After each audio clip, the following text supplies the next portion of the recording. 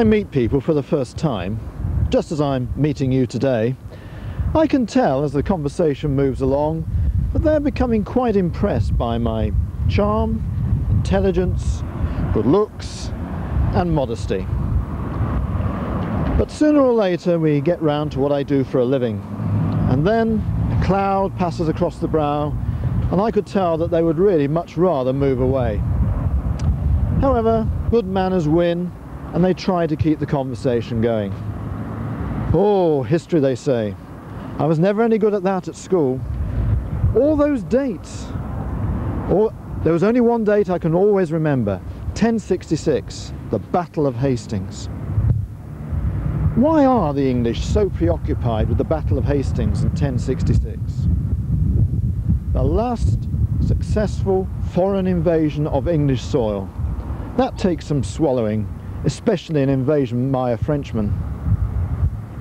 Didn't William the Conqueror think up some transparently false pretext for invading England to become the king? And didn't he only win the battle by breaking the rules?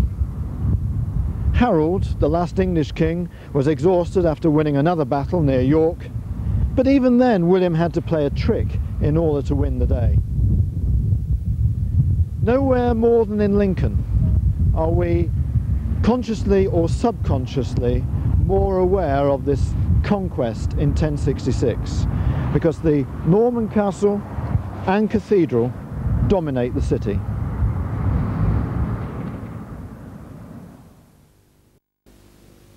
Visitors may assume that the castle was built to protect and serve the city. Quite the reverse is true. It was erected to intimidate and control the English citizens, several hundred of whom had their houses swept away to make room for it. The constable who lived in the castle was William's personal representative. Similarly, the site of the cathedral of the diocese was moved by William's decree from Dorchester near Oxford to Lincoln to emphasise that there was a new regime. The first bishop, Remigius, was a Norman, and his new church partnered the new castle just as the bishop, much more than a priest, partnered the constable in administering and supervising the whole region. Our only contact with Remigius today is the lid from his tomb, which lies in the nave of the cathedral.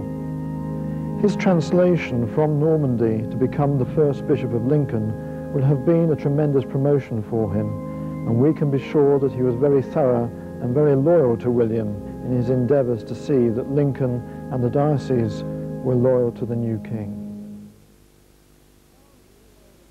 The cathedral we admire and love today is not the building erected by Remigius.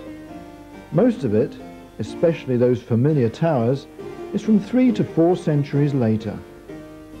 But the west front, with its massive proportions, is part of the original Norman cathedral. The grand round arches of the doorways are part of a style of architecture which in Europe is known as Romanesque, a style of architecture inherited from the Romans. But it's typical of we English that we have to call it Norman architecture, something to do with conquest, something foreign and un-English.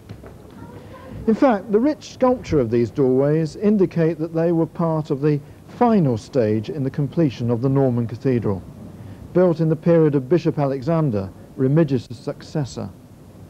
It's a sad fact that after 900 years, these fine carvings are now at risk from the acid rain which comes to the city from the Trentside power stations to the west. The tower of St Mary the Wigford Parish Church was probably already here when the Normans arrived. After London, Saxon Lincoln was one of the largest of English cities, a thriving port with many trades and its own mint. With so many English crowded together, this was a potential breeding ground for rebellion, and William the Norman needed to keep them well and truly under the thumb. The castle has retained far more of its original character, but this well-known gateway is not part of the first structure, nor is the quaint observatory tower. The gateway with its pointed Gothic arch is contemporary with the central tower of the cathedral, and the observatory tower is not much more than a century old. However, if you stand on the ramparts and try to blot out the 19th century clutter of prison and courthouse, then you're looking at the core of William's Castle. The Lucy Tower stands on the original motte, or man-made hill, and it housed the constable's residence or keep, the most secure part of the castle. The extensive walls stand on Norman ramparts, enclosing a huge courtyard or bailey, which housed the large garrison which was needed to subdue the city. The street name, Bailgate, indicates that the castle had a further bailey or enclosed area. The first castle was constructed speedily, using timber, but as soon as the earthen ramparts had settled, stone walls were erected, and the long-neglected west gate retains its Norman appearance. The round arch gateway and windows echo the portals of the Norman cathedral. The complex the English have about 1066 is unnecessary. Few of us could trace our ancestry back to before 1066 without finding some Roman, Norman, Jewish, Huguenot, Welsh, East European or ex-colonial blood. The concept of being English has got to mean something more than merely Anglo-Saxon.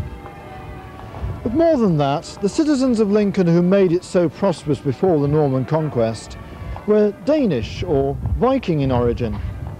This is why so many Lincoln streets are not called street, which is a Saxon word, but gate, from the Danish word for a street.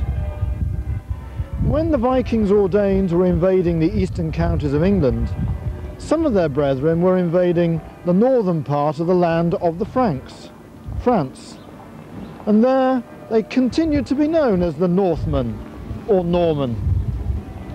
So when the Normans then invaded England in 1066 and took charge of Danish Viking Lincoln, it was actually something of a family reunion and nothing to get hung up about at all.